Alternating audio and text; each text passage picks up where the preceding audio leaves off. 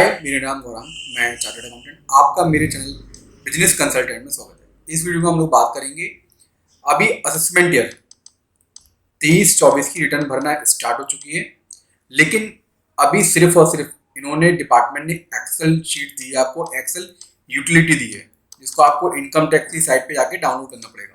ठीक है, इस यूटिलिटी की सहायता से आप जेसन फाइल जनरेट करेंगे और उसको इनकम टैक्स की साइट पे आके लॉगिन करके अपलोड करेंगे। अभी आप जो रिटर्न भर सकते हैं वो इसी तरीके से भर सकते हैं। अभी आप ऑनलाइन जाके रिटर्न नहीं भर सकते, ठीक है। अभी आपको जो यूटिलिटी दे रखी होती है ऑफलाइन यूटिलिटी, वो अभी नहीं दे रखी है। अभी सिर्फ और सिर्फ एक्सेल यूटिलिटी आपको प्रोवाइड की गई है। सबसे पहले आपको करना क्या है, एक्सेल यूटिलिटी को डाउनलोड करना है। वो डाउनलोड कैसे होगी वो मैं आपको एक बार बता देता हूँ। जैसे मैंने भी एक पार्टी को लॉगिन कर लिया था, तो मैं एक बार आपको बता देता हूँ कैसे आप इनकम टैक्स की साइट पे आएंगे। सबसे पहले आपको इनकम टैक्स की साइट पे आना है, फिर आपको डाउनलोड्स पे क्लिक करना है। डाउनलोड्स पे क्लिक करने के बाद में असेसमेंट ईयर सिलेक्ट करना है 23-24। असेसमेंट ईयर सिलेक्ट करने के बाद में आपको जो रेलिवेंट फॉर्म है, मैं आपको ये जो वीडियोस है वो आपकी वीडियोस है ITR 4 से रिलेटेड। ITR 4 बिजनेसमैन के लिए, वो भी सेक्शन 44 AD के लिए, ठीक है। हालांकि ITR 4 44 AD वाले भी भर सकते हैं, 44 ATA वाले भी भर सकते हैं, 44 AEA वाले भी भर सकते हैं।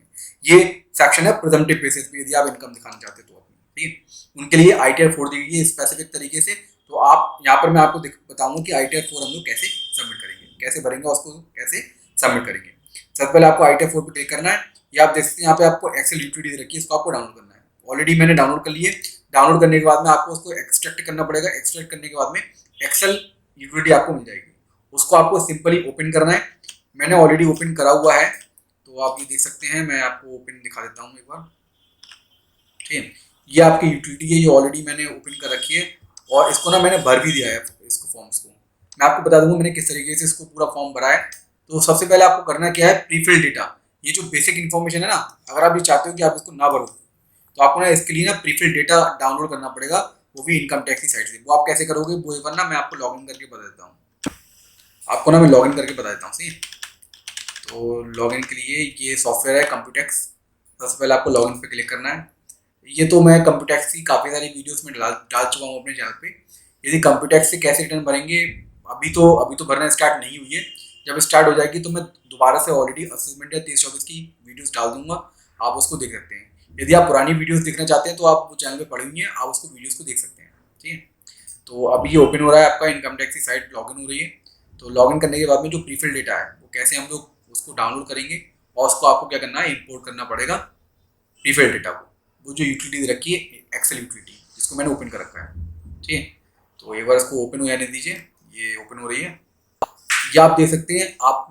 मैंने एक पार्टी को लॉगिन कर लिया है। सबसे पहले आपको ई फाइल पे क्लिक करना है, इनकम टैक्स रिटर्न पे क्लिक करना है, डाउनलोड प्रीफिल डेटा, इस पर आपको क्लिक करना है और आपको असेसमेंट सिलेक्ट करना है, जिस असेसमेंट के लिए आपको प्रीफिल डेटा डाउनलोड करना है, और सीधे आपको डाउनलोड पे क्लिक करना है, ठीक है। डाउनलोड पे जैसे ही क्लिक करेंगे ये आप देख सकते हैं जेसन फाइल आपकी डाउनलोड हो चुकी है। इसको आपको सिंपली जो आपकी यूटिलिटी दे रखी है एक्सेल यूटिलिटी, इसमें आपको इंपोर्ट करना है। इंपोर्ट आपको कैसे करना है, ये रखा है इंपोर्ट प्रीफिल डेटा, सही है। इस पर आपको क्लिक करना है और वो जेसन फाइल सिलेक्ट करनी है, ठीक है। जैसे आप करेंगे तो ये आपकी जो बेसिक इन्फॉर्मेशन है वो आपकी ऑटोमेटिकली क्या हो जाएगी, प्रीफिल होकर आ जाएगी, ठीक है। बेसिक इन्फॉर्मेशन आपकी प्रीफिल होकर आ जाएगी सिंपली। उसके बाद में ये सब जब डेटा भर के आ जाएगा, उसके बाद में आपको नीचे स्क्रॉल करना है। स्क्रॉल करने के बाद में नेचर ऑफ एम्प्लॉयमेंट सिलेक्ट करना है। यहाँ पर नेचर ऑफ एम्प्लॉयमेंट में आपको क्या सिलेक्ट करना पड़ेगा, नॉट एप्लीकेबल, क्योंकि आपकी बिजनेस इनकम है, सैलरी वाली इनकम नहीं है। फाइल अंडर सेक्शन, क्योंकि हम लोग ड्यू डेट से पहले रिटर्न फाइल कर रहे हैं, तो हम कौन से सेक्शन सिलेक्ट करेंगे, यहाँ पर 139(1) on and before due date से, ये आप सिलेक्ट करेंगे, ये वाली सेक्शन। उसके बाद में हम लोग नीचे आ जाते हैं, स्क्रॉल करते हैं। स्क्रॉल करने के बाद में सबसे पहले आपसे एक क्वेश्चन पूछा गया है, have you ever opted for new tax regime in earlier year. क्या आपने new tax regime earlier year में ऑप्ट करी थी? नहीं करी थी। अगर आपने करी है तो आपको डिटेल पूरी देनी पड़ेगी। अगर नहीं करी है तो हमने यहाँ पर नो सिलेक्ट कर लिया, क्योंकि हमने ऑप्ट नहीं करी थी पिछले सालों में। क्या आप करंट ईयर में ऑप्ट करना चाहते हैं? नहीं ऑप्ट करना चाहते, तो यहाँ पे आपको नॉट ऑप्टिंग या ऑप्टिंग, जो भी आपको ऑप्शन सिलेक्ट करना है वो यहाँ पर आप सिलेक्ट करेंगे। अभी हम नहीं करना चाहते, इस साल भी हम नहीं करना चाहते। हम इस साल भी ओल्ड टैक्स रिजीम ही सिलेक्ट मतलब ऑप्ट करना चाहते हैं, ठीक है। उसके बाद में क्या आप रिटर्न भर रहे हैं, are you filing a return of income under 7th provision to section 139(1)। देखिए, नॉर्मली अगर आपकी इनकम 2.5 लाख से ऊपर है तो आपको इनकम टैक्स रिटर्न भरना जरूरी है। लेकिन अगर आपकी इनकम 2.5 लाख से नीचे है लेकिन आप इन कंडीशनों को पूरा करते हैं तो आपको 7th प्रोविजो टू सेक्शन 139(1) के अकॉर्डिंग रिटर्न भरना पड़ेगी। क्या कंडीशन है? अगर आप 1 करोड़ से ऊपर अपने करंट अकाउंट में डिपॉजिट कर रहे हैं, है ना, deposit amount and aggregate of amount exceeding 1 crore rupees, 2 lakh से ऊपर आपका फॉरेन कंट्री में एक्सपेंडिचर जाता है, या आपका इलेक्ट्रिसिटी का कंजम्पशन का बिल आपका 1 लाख रुपए से ऊपर आता है, अगर इनमें से कोई भी कंडीशन पूरी होती है तो आप फिर वो वाला ऑप्शन सिलेक्ट करेंगे 7th प्रोविजो वाला। यहाँ पे क्या करना है, चूंकि 7th प्रोविजो हम पे एप्लीकेबल नहीं है, यहाँ पे हम नो कर देंगे। सही है, तो हम लोग नीचे स्क्रॉल करेंगे। स्क्रॉल करने के बाद में क्या ये रिटर्न रिप्रेजेंटेटिव के द्वारा फाइल हो रही है? नो, नो कर दिया हमने। सही है, इसके बाद में हम लोग स्क्रॉल करेंगे नीचे। ये जो जितनी भी इनकम है आपकी, ग्रॉस सैलरी, मतलब जितनी भी यहाँ पे इनकम आ रही है, ये आपको शेड्यूल से भरनी पड़ेगी। तो ये आप जो देखते हैं ना, ये जितना भी आपको ब्लैक ऐसा दिखाई दे रहा है, सही है, ये आप यहाँ से नहीं भर पाएंगे, इसलिए आपको शेड्यूल से डेटा भरना पड़ेगा। ठीक है, यहाँ पे type of house property, basically house property को इनकम है नहीं। ठीक है, इनकम फ्रॉम अदर सोर्सेज है। यहाँ पर ना मैंने बैलेंस शीट भी बना रखी है, मैं आपको दिखा देता हूँ बैलेंस शीट एक बार। तो ये आपकी बैलेंस शीट है। बैलेंस शीट में income, interest on saving account आ रहा है 685 रुपये। तो इनकम फ्रॉम अदर सोर्सेज वाला जो पोर्शन है उसकी शेड्यूल नहीं दे रखा है स्पेसिफिकली, वो आप यहीं पे डाल देंगे। यहाँ पे मैं सिलेक्ट कर लेता हूँ, स्क्रॉल करके यहाँ मैंने सिलेक्ट कर लिया सेविंग बैंक इंटरेस्ट, यहाँ मैंने अमाउंट डाल दी 685 रुपये। ठीक है, अभी जो बिजनेस इनकम है उसके लिए आपको अलग से इन्होंने शेड्यूल दे रखा है, तो बिजनेस इनकम हम वहाँ पे डालेंगे। ये जो आपकी इनकम डिटेल्स दे रखी है ना, इनकम डिटेल्स, यहाँ पे जो ऑप्शन दे रखा है वो हम लोग यहाँ पर डालते हैं। ठीक है,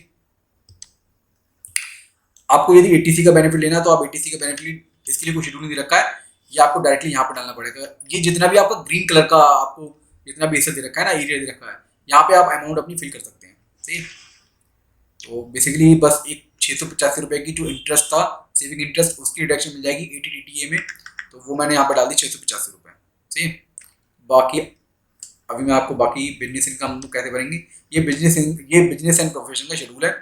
इसके लिए सबसे पहले आपको, ये आप देख सकते हैं, सबसे पहले आपको नेचर ऑफ, जो भी आपका नेम ऑफ द बिजनेस है, अगर कोई ट्रेड नेम है तो ट्रेड नेम डालेंगे, अगर ट्रेड नेम नहीं है तो फिर आप सीधे नाम डाल देंगे, जो भी प्रोप्राइटर है, मतलब जो भी इंडिविजुअल है उसका नाम डाल देंगे।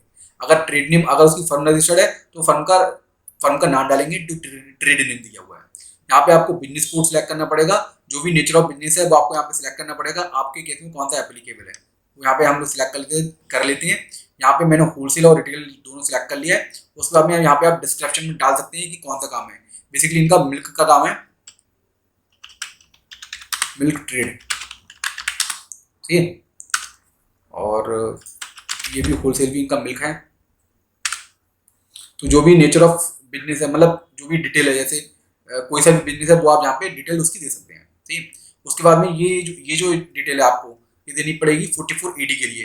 अगर 44 AD वाली ADA वाली इनकम हो तो आप उसकी डिटेल नीचे दे दें। बेसिकली मैंने यहाँ पे ये जो वीडियोज है ना, ये आपकी वीडियो थे अगर आप 44 AD ऑप्ट कर रहे हैं, यहाँ पे नॉर्मली अगर आप रिटेल, होलसेल, है ना, मैन्युफैक्चरिंग का बिजनेस करते हैं तो आपको ये वाला ऑप्शन सिलेक्ट करना पड़ता है 44 AD का, अगर आप प्रेजेंटिव बेसिस पर अपनी इनकम दिखाना चाह रहे हैं तो। ठीक, तो मैं नॉर्मली आपको 44 AD भर के दिखा रहा हूँ यहाँ पर, 44 AD की इनकम की रिटर्न आप कैसे भरेंगे। ठीक है, तो चलिए हम लोग स्टार्ट करते हैं आगे। यहाँ पे आपको सिंपली करना क्या है, ग्रॉस टर्नओवर डालना है। ग्रॉस टर्नओवर दो तरीके से आता है आपके पास में, या तो चेक के माध्यम से आएगा, बैंक में आएगा, या फिर कैश में आएगा। कैश में आएगा तो आप यहाँ पे डाल देंगे टोटल इनका टर्नओवर कैश में है। ठीक, तो कैश में हमने इनका टर्नओवर डाल दिया 25,04,069 रुपये, और इसका 8% प्रॉफिट हमें दिखाना होता है, मिनिमम 8%। ये मिनिमम 8% प्रॉफिट है। यहाँ पे हमने प्रॉफिट, इनका जो एक्चुअल प्रॉफिट है वो हमने दिखा दिया 4,95,615 रुपये। ठीक है, उसके बाद में हम लोग स्क्रॉल करेंगे नीचे, और कोई डिटेल डालनी नहीं है, मतलब 44 ADA वाली हमें भरनी नहीं है। सही है ना, 44 AE की इनकम दिखानी है हमारे लिए, क्योंकि वो इनकम है नहीं इस केस में। तो नीचे ये आप दे सकते हैं इन्फॉर्मेशन रिगार्डिंग टर्नओवर जो आपने GST में दे रखा है। अगर GST में आपने टर्नओवर दे रखा है तो E9 में आप डिटेल डालेंगे, यहाँ पर आपको GST नंबर देना पड़ेगा, टर्नओवर जो आप GST में दिखाया हुआ है वो देना पड़ेगा। इन केस में नहीं है, क्योंकि ये मिलकर का काम करते हैं, वो चूंकि एग्जेम्प्टेड है तो इनका GST में रजिस्ट्रेशन भी नहीं है। ठीक है, अब ये फाइनेंशियल पार्टिकुलर देखो, 4 फाइनेंशियल पार्टिकुलर तो मैंडेटरी हैं। इस केस में ऑलरेडी मैंने, इस बिजनेसमैन के केस में ऑलरेडी मैंने पूरी बैलेंस शीट बना रखी है, तो मैंने यहाँ पर पूरी इनकी डिटेल्स डाल दी है। मतलब पूरा आप ये देख सकते हैं इनका फाइनेंशियल स्टेटमेंट मैच कर रहा होगा, बैलेंस शीट इनकी मैच कर रही होगी। वो बैलेंस शीट मैंने ऑलरेडी बना के रखी है यहाँ पर, ये आप देख सकते हैं, ये ऑलरेडी बैलेंस शीट बनी हुई है। तो कैपिटल इनकी 558,807 रुपये, तो 558,807 रुपये मैंने कैपिटल में डाल दिए। ठीक है, वैसे 4 चीज में एंट्री है। कौन कौन सी चीजें में एंट्री है? क्रेडिटर्स, डेटर्स, इन्वेंट्री और कैश इन हैंड। और अगर मैंने ऑलरेडी अगर आपने बैलेंस शीट बना रखी है तो आप सब फिगर डाल सकते हैं, कोई दिक्कत नहीं है ना। बाकी 4 इन्फॉर्मेशन मेंट्री है। यहाँ पे फिक्स्ड असेट्स इनकी डाल दी मैंने, इन्वेंट्री इनकी है नहीं, जीरो कर दी, सनी डेटा हमने डाल दिए, यहाँ पे बैंक बैलेंस डाल दिया है, कैश इन हैंड डाल दिया है, लोन्स एंड एडवांस कुछ है नहीं, और कोई असेट्स है नहीं इनकी। तो आप देख सकते हैं टोटल मैच हो रहा है। अगर ये टोटल ना भी मैच हो तो भी आप रिटर्न भर सकते हैं, या आप देख सकते हैं यहाँ पर ये दे रखा है E15, E19, E20, E22, ये मैंडेटरी है, उसके अलावा आप ऑप्शनल है, कोई दिक्कत नहीं है। फिर हम लोग चलते हैं टीडीएस वाली डिटेल में। अगर आपका टीडीएस कटा हुआ है तो आप उसकी इन्फॉर्मेशन यहाँ पे देंगे। टीडीएस काफी तरीके से आपको कट सकता है। यदि आपको सैलरी मिल रही है, सैलरी पर टीडीएस कट रहा है तो आप यहाँ पे दिखाएंगे टीडीएस 1 में। यदि आपको अदर देन सैलरी टीडीएस मिल रहा है ना, जहाँ पे आपको फॉर्म 16 मिला हुआ है, तो आप उसकी डिटेल यहाँ पे दिखाएंगे, टैन नंबर देंगे। अगर आपका पुराना कोई टीडीएस है जो आपने ब्राउज फॉरवर्ड करा हुआ है तो उसकी डिटेल आप यहाँ पर देंगे। सही, करंट का टीडीएस का अमाउंट यहाँ पे डालेंगे, कितने अमाउंट पर कटा है टीडीएस वो यहाँ पे डालेंगे, ठीक है। और यहाँ पे आपको हेड, जो भी हेड ऑफ इनकम होगा वो सिलेक्ट करना होगा। फिलहाल में ऐसा कुछ है नहीं टीडीएस का, तो इसको हम ड्रॉप कर सकते हैं। ठीक है, यहाँ पे आपको 16C, यहाँ पे आपको वो टीडीएस की डिटेल देनी है। जैसे यदि आपकी अगर आपकी हाउस रेंट से कोई रेंटल इनकम आ रही है, आप लैंडलॉर्ड है, तो आपका टीडीएस काट सकता है पार्टी सामने वाली। तो यदि इस तरीके का कोई आपका टीडीएस कटा हुआ है तो उसकी इन्फॉर्मेशन आपको यहाँ पर डालनी पड़ेगी। ठीक, तो फिलहाल में इस केस में है नहीं, तो हम लोग आगे बढ़ाते हैं। इसके बाद में आपको IT, यदि आपने कोई टैक्स पेमेंट करा हुआ है, सेल्फ असेसमेंट टैक्स पेमेंट करा हुआ है, या फिर आपने एडवांस टैक्स जमा करा हुआ है, तो उसकी डिटेल आप यहाँ पे डालेंगे। अगर आपने prefill data import from prefill data करा हुआ है तो ऑटोमेटिकली यदि वहाँ पर चालान जितने भी हैं वो अपडेट है, तो ऑटोमेटिकली यहाँ पे आपका BSR code, date of deposits और सीरियल नंबर, चालान का अमाउंट, ये आपकी ऑटोमेटिकली यहाँ पर फिलअप होके आ जाएगी। अगर नहीं आती है तो आप चालान से डिटेल लेके यहाँ पे फिलअप कर सकते हैं। ठीक है, आपको जितनी भी शीटें हैं, मैं आपको एक चीज़ और बता दूँ, आपको वो शीटें वैलिडेट करनी पड़ेंगी। तो वैलिडेट के लिए सिंपली आपको करना क्या है, मैं ये बताता हूँ आपको। सिंपली आपको यहाँ पर वैलिडेट करना होगा। ठीक है, अगर कोई एरर होती है तो बता देगा कि एरर है, उस एरर को आप ठीक कीजिए, उसके बाद ही आप आगे जाइए। ठीक है, तो जितनी भी आपकी पूरी शीटें हैं वो आपको वैलिडेट करनी पड़ेंगी। तो यहाँ पे हम लोग वैलिडेट कर देते हैं, टीडीएस की शीट को भी हम लोग वैलिडेट कर देते हैं। जितनी भी शीटें हैं आपको वैलिडेट करनी पड़ेंगी। सही है क्या, IT, इसको भी हम लोग वैलिडेट कर देते हैं। डिटेल है नहीं कोई, अगर डिटेल होती है तो हम लोग डालते हैं यहाँ पर, है ना। TCS, अगर आपका TCS कटा हुआ है तो आप यहाँ पे डाल देंगे इस वाली शीट में, ऐसा कुछ है नहीं। टैक्स पेड एंड वेरिफिकेशन पे हम लोग आ जाएंगे। टैक्स पेड एंड वेरिफिकेशन पे आपको सिंपली करना क्या है, नीचे आपको स्क्रॉल करना है। अगर आपकी एग्रीकल्चर इनकम है तो आप यहाँ पे डाल देंगे। ठीक है, और यहाँ पे आपको बैंक की डिटेल डालनी है, डिटेल ऑफ ऑल बैंक, जितने भी आपके अकाउंट्स हैं उनकी डिटेल, आपको उनका IFSC कोड, नेम अपने आप आ जाएगा, आपको अकाउंट नंबर यहाँ पे डालना है। ठीक है, और अगर एक से ज़्यादा अकाउंट है तो रिफंड के लिए कौन सा ऑप्शन सिलेक्ट करना है, कौन सा अकाउंट सिलेक्ट करना है, वो आप सिलेक्ट कर लेंगे। यहाँ से वही होना चाहिए जो वैलिडेट हुआ अकाउंट। ठीक है, यहाँ पे आपको वेरिफिकेशन में ये जो डेटा है ना पूरा, ये प्रीफिल होके आएगा। अगर आपने इम्पोर्ट फ्रॉम प्रीफिल करा हुआ है तो, अगर नहीं आता तो अब वो आप भर सकते हैं। जितना भी ग्रीन एरिया रखा है वहाँ पे आपको डिटेल भरनी पड़ेगी। ठीक है, अगर एप्लीकेबल है तो। ATD में अगर आप ATD क्लेम कर रहे हैं, सबसे पहले आपसे पूछा गया है if you are individual whether you, या आपकी कोई फैमिली में कोई सीनियर सिटीजन है। सीनियर सिटीजन मतलब 60 से ज़्यादा किसी की उम्र है आपकी फैमिली में, मतलब आप वाइफ और आपके बच्चे, किसी की कोई सीनियर सिटीजन है फैमिली में, नहीं है तो नो।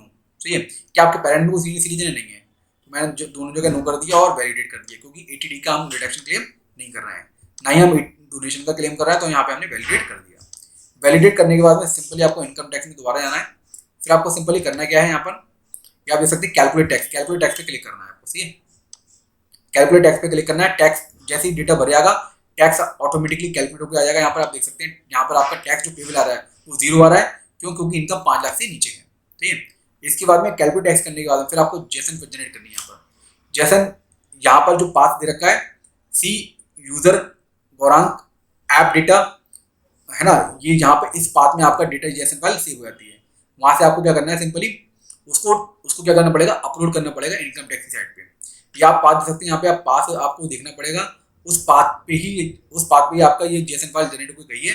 उस पाथ पे आपको क्या करना पड़ेगा, जब आप जब आप अपलोड करने जाएंगे तो उस पाथ से आपको क्या करना पड़ेगा, वो जेसन फाइल सिलेक्ट करनी होगी। ठीक है, तो हम लोग चलते हैं कैसे हम लोग इसको अपलोड करेंगे रिटर्न को। तो हम लोग सिंपली लॉग इन कर लेते हैं।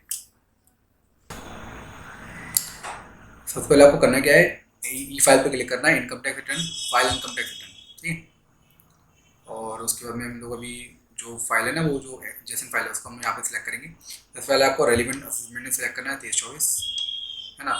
ओरिजिनल सेक्शन 139(1) के अकॉर्डिंग आप रिटर्न फाइल कर रहे हैं, क्या ऑडिट है नहीं है। ठीक है, यहाँ पे आपको ITR सिलेक्ट करनी है, ITR 4 है, कंटिन्यू पे क्लिक करना है। जो आपकी जेसन फाइल है उसको आपको यहाँ पे अटैच करना पड़ेगा। ठीक है, तो यहाँ पे सिंपली मैं जेसन फाइल को सिलेक्ट कर लेता हूँ और उसको यहाँ पर अटैच कर देता हूँ। जैसे आप अटैच करेंगे, अगर कोई एरर होगी तो बता देगा, अगर एरर नहीं होगी तो फिर हम आगे बढ़ेंगे। ठीक है, कोई एरर नहीं है, वैलिडेशन सक्सेसफुल हो चुका है। इसके बाद हम प्रोसेस टू वेरिफिकेशन पे क्लिक करेंगे। इंस्टेंट ई वेरिफिकेशन बाय आधार OTP लेना है, कंटिन्यू पे क्लिक करना है। ठीक है, यहाँ पे हम I would like to verify using Aadhaar OTP, इस पर क्लिक करेंगे, कंटिन्यू पे क्लिक करेंगे। ठीक है, यहाँ पे एग्री करेंगे और जनरेट OTP पे क्लिक करेंगे। यहाँ पे OTP आएगा, OTP आपको डाल देना है, सीधे सीधे आपकी रिटर्न सबमिट यहाँ से हो जाएगी। अभी हम लोग OTP ले लेते हैं। जैन, तो तुमने उनका रजिस्ट्रेशन करा था, उनको कॉल करना है, OTP मांगा था उनने, कॉल करो, कहना उनसे OTP चाहिए, आधार OTP 180।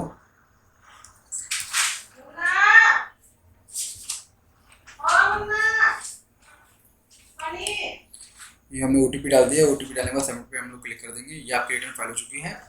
रिटर्न फाइल करने के बाद में ये आप रिसीप्ट डाउनलोड कर सकते हैं, फॉर्म भी डाउनलोड कर सकते हैं। ठीक है, तो ये आपका पूरा प्रोसेस था कि किस तरीके से हम रिटर्न फाइल करेंगे। ठीक है, तो ये आपके असेसमेंट ईयर 23-24 से रिलेटेड मैंने पूरा वीडियो डाला। असेसमेंट ईयर 23-24 से रिलेटेड, है ना, 23-24 से रिलेटेड मैंने पूरा वीडियो डाल दिया आपको, और ITR 4 से रिलेटेड। तो इसी तरीके से काफ़ी सारे वीडियोस होंगे जो ITR 23-24 से रिलेटेड होंगे, ITR से संबंधित। तो प्लीज़ चैनल को सब्सक्राइब कीजिए, बेल आइकन पर क्लिक कीजिए, जिससे कि नोटिफिकेशन सबसे पहले आप तक पहुंच सके। क्योंकि मैं काफ़ी सारी वीडियोस जो इनकम टैक्स से रिलेटेड होंगी, GST से रिलेटेड होंगी, मतलब स्टेप बाय स्टेप अपने चैनल पर डालता रहूँगा। आप चैनल को सब्सक्राइब कीजिए, जिससे कि आपको तुरंत इमीडिएटली वीडियोस मिल सके। Okay, bye.